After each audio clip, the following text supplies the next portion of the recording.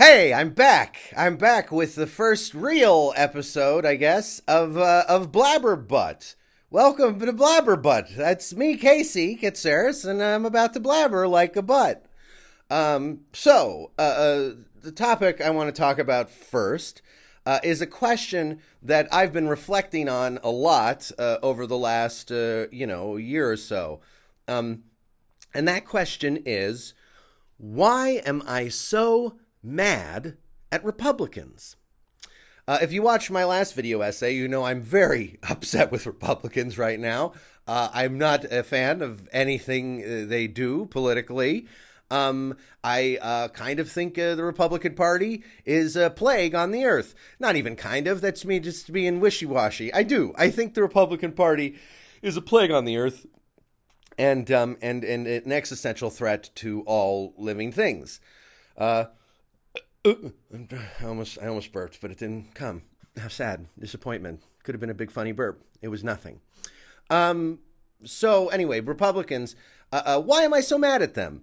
And let's get the easy answers out of the way first, because the easy answers are they're terrible, right? Like Republican, especially politicians, they're just terrible. They just do awful things all the time. And Republicans in general, they have a lot of really toxic, destructive ideas that make the world worse for everyone, including them. So that's the easy answer. It's like, I'm mad at Republicans because they suck, right?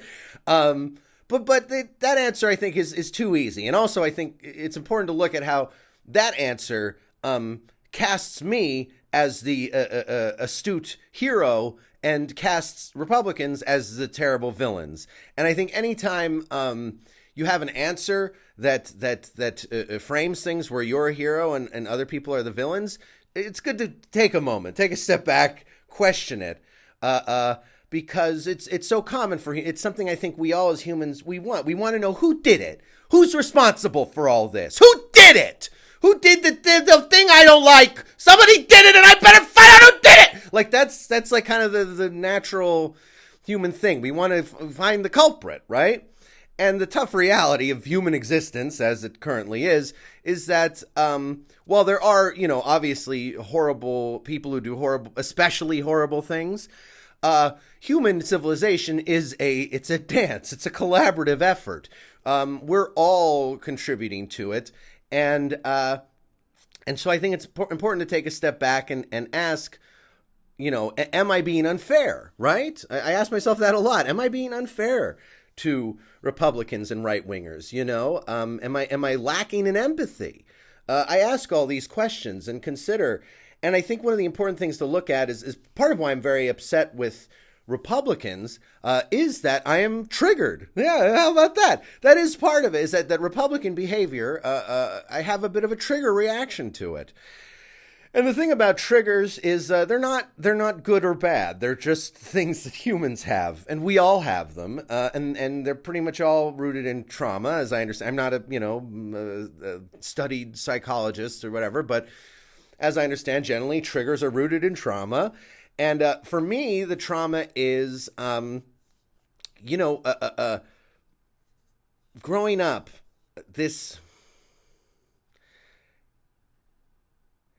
this feeling I've had my whole life since childhood that I'm stuck in a world of idiots. I mean, basically, that's not a nice thing to say, but I'm not here to say nice things. I'm here to say real things. And yeah, that I don't think I'm the only one. Like maybe you felt similarly growing up, of just looking around at the world and like, why is everything so stupid? And not literally everything. Obviously, the world's filled with wonderful things like art and people making incredible medical breakthroughs and saving other people's lives, and heroes doing heroic things, and people saving puppies from puppies fall down holes and then people save them from the puppy holes, and that, like, there's all kinds of wonderful stuff. So not literally everything is stupid, but sometimes at least when you live in America, I can't speak for other cultures, but here in America, certainly, it just feels like sometimes like I'm just trapped. Like people say such stupid things so much, and then so many other people, when they hear the stupid things said, go, yeah, And that's very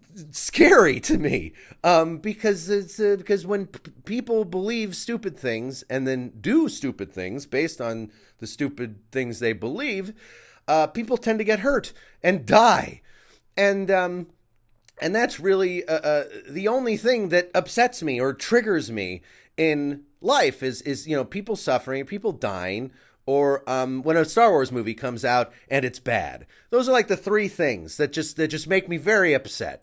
And or to reframe it, those are three things that I get very upset about, because I think there is something good in taking responsibility for our reactions, and that for me, not just a trigger, the trigger is not just growing up feeling like I'm surrounded by idiots and feeling like I'm always, I also had the experience of, I went to very fancy private schools when I was young, and then I got transferred over to public schools. And so I also had this experience of just constantly feeling like I was relearning things I already learned, that I had to go back and do things at a slower pace than I wanted. I felt very hindered by the standards of the education. And on top of that, I also had a number of experiences, and perhaps you did too, where a bully was treating me like shit, and nothing happened to the bully. The whole time they were treating me like shit for whatever weeks or months or however long it went on. And then one day I'd be like, wow, fuck this bully. And I'd punch him in the face or throw him into a wall.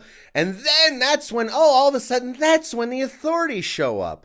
Right when the person who's been abused for a long period of time finally fights back. And then here come the teachers and principals to tell you that hitting is wrong, and they will literally make you apologize to the bully. I don't know if you ever had this experience. I always think back to, there's a scene of this in this documentary. I think it was called Bully, many years ago, back when there was a lot of mainstream attention on bullying in schools and cyberbullying. There was this documentary made called Bully. And there's a scene of this in that movie where this kid has just been tortured by this bully kid. And then the kid finally fights back, and then the teacher shows up to admonish him. And the teacher literally will not let the kid who's been abused go until he shakes the bully's hand. And to me, this is not the way to handle these issues, and I think it's really something across American culture. Is there's this sort of excusal for being a really shitty asshole bully because of this idea of you should empathize with them and understand that every bully is a bully because they've been through something. I mean, generally, some bullies are just spoiled assholes, I think. Which is a different kind of trauma. I mean, if you're, a rich kid and you're being ignored by your parents, maybe that's, very sad and traumatic. I don't know.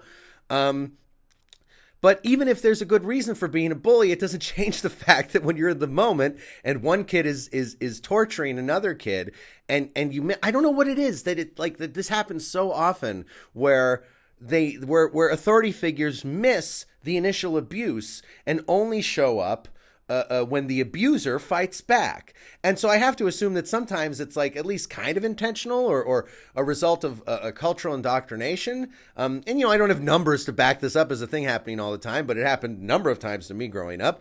And I've heard stories from other people about this happening. And obviously there's a scene in Bully, and I'm sure you could find a bunch of other examples. And so I think that the whole issue with Republicans and everyone else, or the right wing of Earth and everyone else right now, is I think there's a lot of people who feel like they've just been exploited and abused and disenfranchised for a very long time, and that now that they're finally stepping up and fighting back and saying, fuck this, then all of a sudden it's oh, how terrible that you would say fuck you to someone who's been abusing you for generations. Oh, how cruel. I thought you were a nice person. It's that thing on with the Charlie Kirk and all these stupid fucking right wingers who are always oh, so much for the tolerant left. Oh, I thought you were tolerant, all that bullshit. So I definitely do have a triggered reaction to Republicans in the way they behave and talk and the way they lie and are hypocrites generally and all those things. Yeah, so I want to be real about that I don't think, I don't think I'm better than Republicans. I really don't. I would say I'm a lot luckier than your average Republican for a number of reasons. That I was privileged enough to get, a quality education, to have parents who were super supportive of me and my art, and the fact that I was born into cultures, into communities that inspired me and supported me, and where I could meet people to collaborate with, to make short films and all the things I've made. So yeah, and I'm just saying, and like I'm still around. Hey, this is Blabberbutt, right? Where I don't have everything perfectly figured out, but I do want to acknowledge this, that like I'm human. And I know when I'm super angry that you got to take, like anyone out there, if you're ever feeling super enraged about something, it's always good to take a step back and ask yourself why, and look at the root causes of your emotional reaction, I think. And at the same time, the fact that there are stories behind every Republican, the fact that every Republican who's not just a straight up fucking disingenuous liar nihilist, which many of them are, but the ones who are like just sincere, sincere, kind people who just don't know how society works and don't know how politics works, and all this stuff. And this reminds me of another thing, which is that it's taken me a long time to get to this point, because like I don't want to think anyone's stupid. I think there's this thing in liberal culture of that, like nobody's stupid, like everyone's smart in their own way. It's a very like politically correct way of thinking.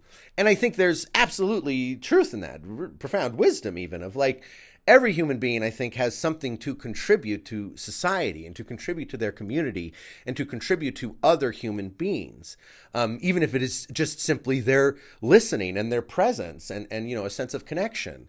So every human being, and every human being can be a genius in their way. Like someone might be terrible at math and they can't figure out any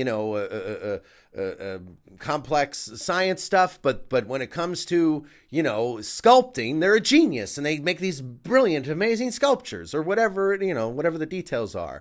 And at the same time, stupid is a real thing. And to be clear, I don't think people are stupid. I don't think someone is stupid for life, ever. I think humans choose to be stupid. And if you watch my video, How I Fell for Propaganda, I talk a lot about that, about how we're all brilliant dumbasses. We're all brilliant in our way, and we're all stupid in our way. And even if you're one of the most supposedly brilliant genius people, if you're an Einstein or one of the many women who have done amazing things in science, and I can't remember their names now because they were never drilled into my mind in school, and I've been too lazy to put in the effort to memorize their names myself. Yeah, that sucks, right? So good to acknowledge these things. But even those the point is, even those smartest people, right? Those smartest people, they still have the potential to be complete fucking morons, depending on the context and what they're dealing with in the moment, where their emotions are, and what triggers are getting set off in a person. So I don't think anyone is intrinsically stupid for life. And some people have made it their business to be very stupid every day, like a lot, all the time, consistently. And again, I'm sure there's an explanation for how someone got to that point where they could believe such stupid things and say such stupid things and do such stupid things. But I think there's this fascinating thing, because like this liberal inclination to pretend no one is stupid, I think comes from a place of, or at least partially from a place of kindness. It might also just be like a sort of narcissism of like, you don't want to deal with telling anyone what you really think of them. So you just pretend like everybody's smart in their way, because it would be uncomfortable to say to someone, I think you're stupid and you're doing stupid things. And it's a lot more comfortable to say like, hey, we're all different. We've all got our own point of view. Every perspective is valid, and don't worry about it. Like that's a very non-combative, non-confrontational way to go about it. But the danger, I think, at least I've seen in myself, is that in the past, in my pursuit to pretend that no one was stupid, it actually, for me, led to less charitable takes. Because if you believe that no one is stupid, no one is just confused or misunderstood something, is operating from a dumb idea, you start to think that everyone knows what they're doing. And you start to have ideas and feelings like, oh, those Republicans, oh, they know what they're doing, the monsters, like all that stuff starts to come up because you're pretending that someone can't just be dumb. Sometimes people they're dumb. They just don't, they're just not good, at least at socio-political stuff, to be very specific, Understanding society and politics is a very specific skill. It takes very specific studies, very specific inclinations. And it just seems like Republicans are terrible at analyzing socio-political situations and proposing and enacting functional solutions. They just they don't do it ever. And that might sound unfair, but I like, honestly, no joke. I spent the entire Trump presidency just searching well, mostly the internet. I didn't travel the world, to be clear, but I saw it all over the internet looking for a smart conservative. And at least in my journey, my search for a smart conservative, I found none. They don't exist. At least, in terms of conservatives who have a lot of media attention and who, do a lot of speaking in public and who, big famous Republican politician types. I can't, every time I watch a debate between a major conservative and a major lefty or liberal, the conservative just gets destroyed, like obliterated, like a joke. And sometimes they seem more sincere and sometimes they seem totally disingenuous and just like total grifters. But the fact is, I have never, ever once seen a debate between a right-leaning person and a left-leaning person where the right-leaning person wasn't just destroyed. Just like all their arguments are shit. They've got everything based, like all their thought processes are based on false premises. They've got all kinds of emotional and like religious and cultural indoctrination fucking up their shit. And like, God bless them. Like I've said many times, I love everybody. I want everybody to have a great life. And Republicans are just toxic when it comes to socio-political contexts.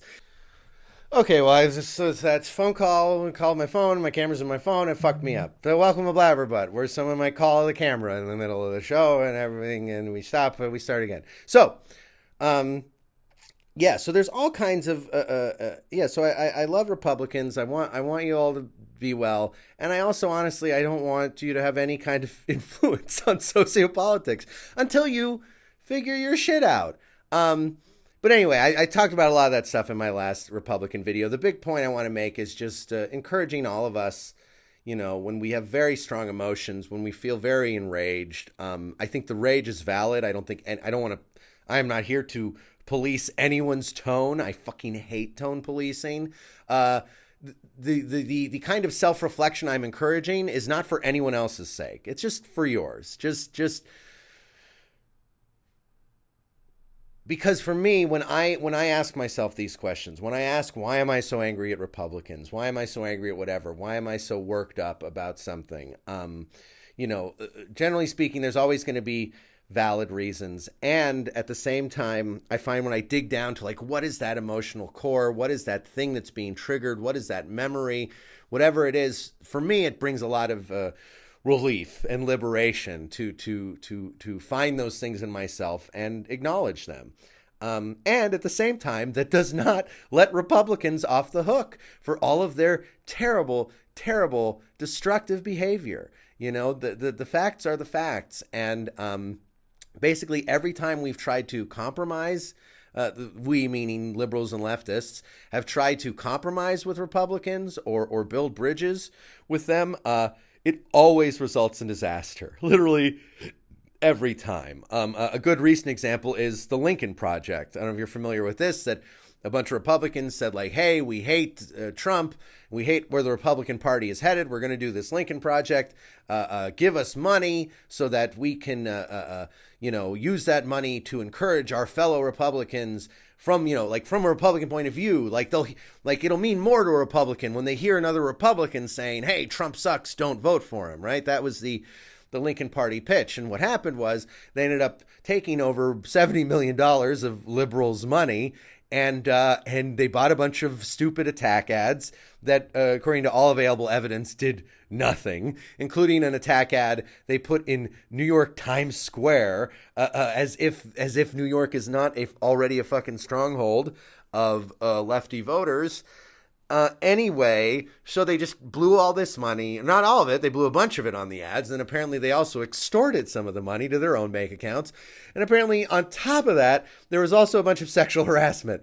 So I feel like the Lincoln Project is a perfect sort of case study of what happens when you try to work with Republicans, and whether their intentions were good or not. I can't read the minds of the people who ran the Lincoln Project. I do tend to assume that when a bunch of Republicans pitch something as this will be good, and then instead it's bad, and it also makes them rich, that it's probably a grift, probably a scam. But I can't say for sure. Some of them might have thought that would sincerely work. And so I think the important lesson to learn there is that regardless of if a Republican is acting in good faith or bad faith, we still end up with disaster. They're just bad at society management, and really, I think it's crazy, so fucking insane that we have a society that is owned and operated primarily by lawyers. I understand the rationale of we have a system of law and order and being, familiar with the legal ins and outs, helps with being a politician and holding public office and managing these social things. But shouldn't all of our politicians be sociologists instead of lawyers? Maybe the lawyers should be lawyers and maybe be judges too. And maybe lawyers shouldn't be in charge of society. Maybe sociologists should be in charge of society. That's just a side note. But seems like a good idea to me. Anyway, yeah, that's about it. Maybe I'll talk more in another episode, but basically I just want to say, I'm human.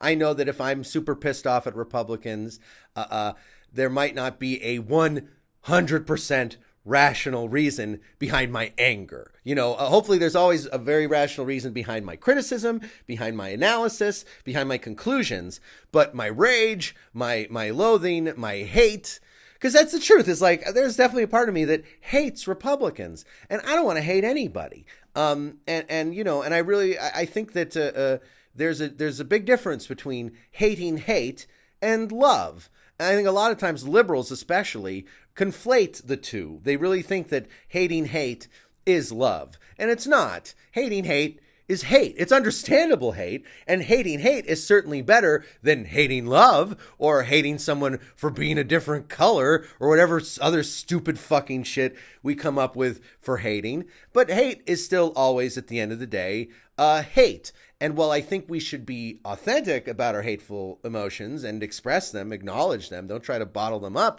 or pretend they're not there, at the same time, I certainly don't think we should be, or I just don't think it would be healthy or enjoyable to feel hate all the time for any extended period of time, or maybe even for some people indefinitely. So for me, there's totally a part of me that at times has like I've heard a little voice in the back of my head, couldn't we just take all the stupidest people who say the most stupid things and just put them all on a train or something, some kind of vehicle that would move like a train, that could take them somewhere, put them all on a train, and then the train takes them somewhere else, and at that somewhere else place, the stupid people, something's done to the stupid people so they don't say stupid things anymore. That would be so great. Oh God, wouldn't it be wonderful? Oh, if we could just put all the stupid people on a train and have them taken off to a camp where they'll all be, right.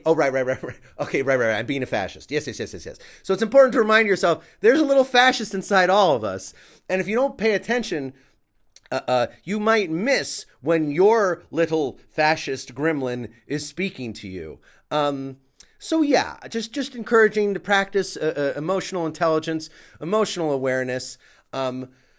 Be real about your feelings. Feel free to express when when you're super mad at someone who's done something fucking horrible, of course. And also take the time to ask these questions, to dig in deeper on yourself, not for anybody else, but for yourself. And if you do, it will probably benefit other people as well, inevitably. And I think a lot of the time on the left, we have a resentment of like I'm not gonna, like, this isn't about me, this is about you because you're terrible. And like, yes, the right wingers are way more terrible. And as I said before, I argue with a lot of left wingers. I think there are a lot of left wingers who say terrible, stupid things all the time. It's not an either or thing.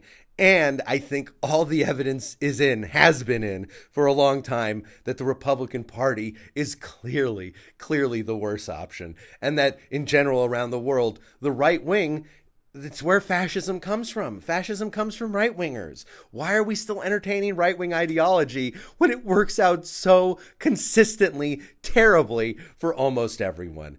So yeah, that's it. If you're a Republican, I love you. Please just stop being a Republican, though. That's the thing. Like you can't really ask for forgiveness for your transgression until you stop doing the shitty thing. So bottom line, I think, yeah, you got to, if you're a Republican, you got to give up being a Republican, because here's the thing. You can still support, responsible spending for the government. You can still say lower taxes for people, lower taxes for small businesses, all these things conservatives like. You can support all of those things, and you can vote for all of those things without being a Republican. The Republican Party is not a requisite to support those policies. And the Republican Party is a plague on the earth. So please quit the party. And you don't have to join the Democrat Party. Fuck the Democratic Party. Just be an independent and vote for what you believe in. And I know there's all the wrinkles of like, you have to be a part of a party to vote on their candidates and stuff. And that's why I, tend to register Democrat so I can vote in primaries. But I do not call myself a Democrat, and I do not consider myself a Democrat. You'll never hear me say I am a Democrat, but you'll hear Republicans say I'm a Republican all the fucking time. They love it. They love being Republicans, and that's bad because republicanism is bad for humanity and all other species in the whole world. So yeah, I think that's about it on that one. That's why I'm mad at Republicans, digging in a little deeper. And I hope you'll dig into your own psyche and subconscious and ask yourself about your own emotions, because I think it's a very healthy practice that leads to all kinds of revelations and growth. So take it for a swing, and that's it. See you next time on Blabberbutt. This is Casey Katsaris saying, I have a butt. Bye.